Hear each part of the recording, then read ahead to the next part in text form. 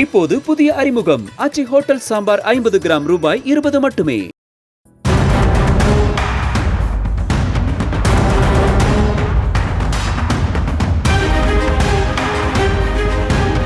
மதுரை மாவட்டத்தில் ஏலம் விடப்பட்டிருந்த டங்ஸ்டன் சுரங்க திட்டத்தை மத்திய அரசு தற்காலிகமாக நிறுத்தி வைத்துள்ளது.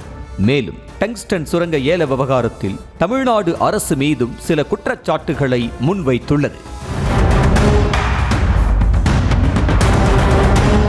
டங்ஸ்டன் சுரங்க விவகாரம் தமிழ்நாட்டில் பெரும் போதாகரமாக வெடித்தது. அதனையடுத்து சட்டமன்றத்தில் டங்ஸ்டன் சுரங்கத்தை எதிர்த்து தீர்மானம் நிறைவேற்றிய தமிழ்நாடு அரசு சுரங்க திட்டத்தை கைவிட வேண்டும் என்றும் வலியுறுத்தியது.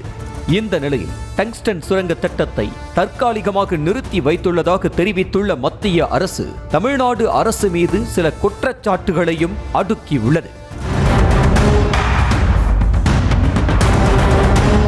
கனிமங்களை ஏலம் விடுவது தொடர்பாக சுரங்க அமைச்சகத்தின் செயலாளர் டிசம்பர் 6, 2023 தமிழ்நாடு தலைமைச் செயலாளருக்கு கடிதம் மூலம் விவரங்களை கோரினார் என்றும் தமிழ்நாடு புவியியல் மற்றும் சுரங்கத்துறை ஆணையர் 2014 பிப்ரவரி 8ஆம் தேதியிட்ட கடிதத்தில் 193 ஹெக்டேர் பரப்பளவில் பல்லுயிர் தளம் இருப்பதை பற்றி மாநில அரசு தெரிவித்தது என்றும், ஆனால் அப்போது ஏலம் விடுவது தொடர்பாக தமிழ்நாடு அரசு மத்திய அரசை எதிர்க்கவில்லை என்றும் குற்றம் சாட்டியுள்ளது.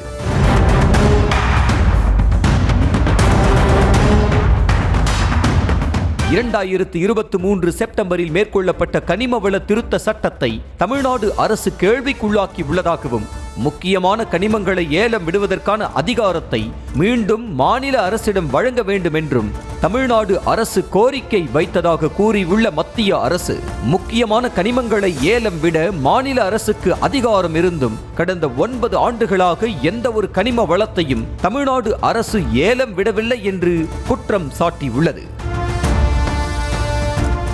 மேலும் ஏலம் கோரப்பட்ட பிப்ரவரி மாதம் முதல் ஏலம் முடிவு அறிவிக்கப்பட்ட நவம்பர் மாதம் வரை ஏலம் தொடர்பான கூட்டங்களில் தமிழ்நாடு அரசு கலந்து கொண்ட போதிலும் எந்த எதிர்ப்பும் தெரிவிக்கவில்லை என்றும் மத்திய அரசு குற்றம் சாட்டியுள்ளது. டங்ஸ்டன் சுரங்கம் ஏலம் விடப்பட்டுள்ள நிலையில் அந்த பகுதியில் பல்லுயிர் பாரம்பரிய தளம் இருக்கிறது என கூறி எதிர்ப்பு வந்துள்ளதால் சுரங்க எல்லையை மறுவரையறை செய்வதற்கான சாத்திய கூறுகளை ஆராய அறிவுறுத்தப்பட்டுள்ளதாக மத்திய அரசு தெரிவித்திருக்கிறது.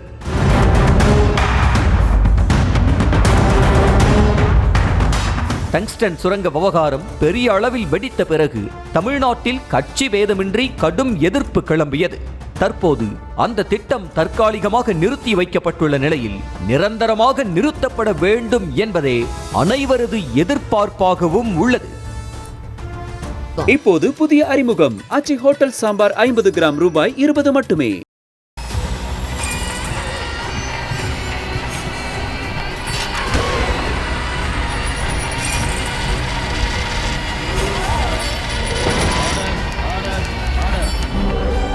நிகழ்தகவு குற்றங்களின் மறுபரிமாணம் நாள்தோறும் இரவு 10 மணிக்கு இணைந்திருங்கள் நமது நியூஸ் தமிழ் தொலைக்காட்சியோடு.